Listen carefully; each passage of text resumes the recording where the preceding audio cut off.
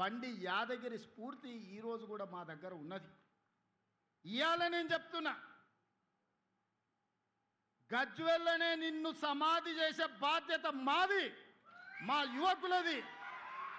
తెలంగాణ సమాజం మీకు అన్ని అవకాశాలు ఇచ్చింది, ఆస్తులు ఇచ్చింది, అంతస్తులు ఇచ్చింది, ఆగర్భ శ్రీమంతులను చేసింది. ఏమి తక్కువ చేసింది తెలంగాణ? ఏమి తక్కువ ఇచ్చింది మీకు ఈ తెలంగాణ?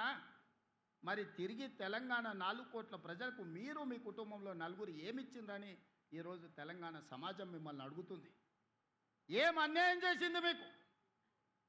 చెప్పులు లేకుంటే తిరిగేటోళ్లకు, గంజి గతి లేని వాళ్ళకి ఇలా బెంచ్ కార్లకు వచ్చినాయి కదా.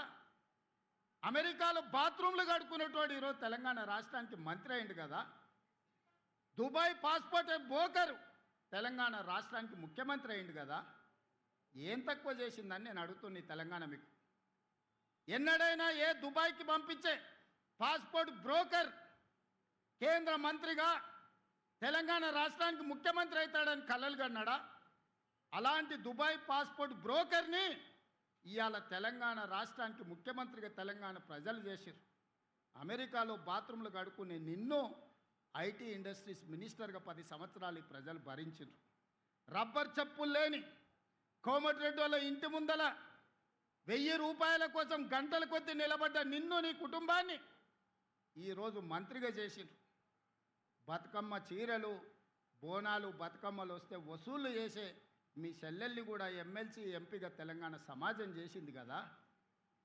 చివరికి సాడరాలో సోడా పోసే ఆయన సడ్డకుని కొడుకుని కూడా రాజ్యసభ సభ్యులను చేసి, చివరికి సాడరాలో సోడా పోసే ఆయన సడ్డకుని కొడుకుని కూడా రాజ్యసభ సభ్యులను చేసింది కదా.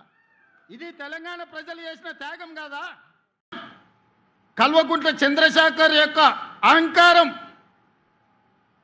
ఆయన కుటుంబ సభ్యుల కోసం స్వార్థంతో అందించిన పరిపాలన ఈ తెలంగాణ సమాజాన్ని శవాలమయంగా మార్చింది, దుఃఖ సముద్రంలో నింపింది. దుఃఖ సముద్రంలో మునిగిపోయింది తెలంగాణ రాష్ట్రం 10 సంవత్సరాలు.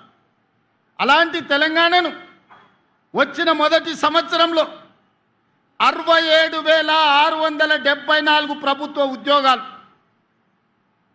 దాదాపుగా 70,000 ఉద్యోగాలు ఎల్బీ స్టేడియం సాక్షిగా, శిల్పారామం సాక్షిగా, నక్లెస్ రోడ్డు మీద ఉన్న అంబేద్కర్ సాక్షిగా నియామక పత్రాలు, ఉద్యోగాలు వచ్చిన పిల్లల్నే కాదు వాళ్ళ కన్న తల్లిదండ్రులను అక్కడికి పిలిపించి వాళ్ళ కళ్ళ ముందు నీ కొడుకు ప్రయోజకుడైండు, నీ కొడుకు ఒక డిఎస్పీ అయిండు, నీ కొడుకు ఒక ఆర్జీఓ అయిండు, నీ కొడుకు ఒక కమర్షియల్ ట్యాక్స్ కమిషనర్ అయిండు, నీ కొడుకు ఒక ఎంపీడీఓ అయిండు, నీ కొడుకు ఒక ఎస్ఐ అయిండు, నీ కొడుకు ప్రయోజకుడైండని ఆ తల్లిదండ్రుల కళ్ళ ముందు నియామక పత్రాలు అందజేసినప్పుడు ఆ పేదోళ్ళ కళ్ళల్లా, ఆ దళితుల బిడ్డల కళ్ళల్లా ఈరోజు మా లక్ష్మణ్ అంటుండు, అన్నా 52 మంది మా దళిత బిడ్డలు గ్రూప్ 1 ఉద్యోగాలు వచ్చినాయి, నువ్వు నియామక పత్రాలు చేపడితే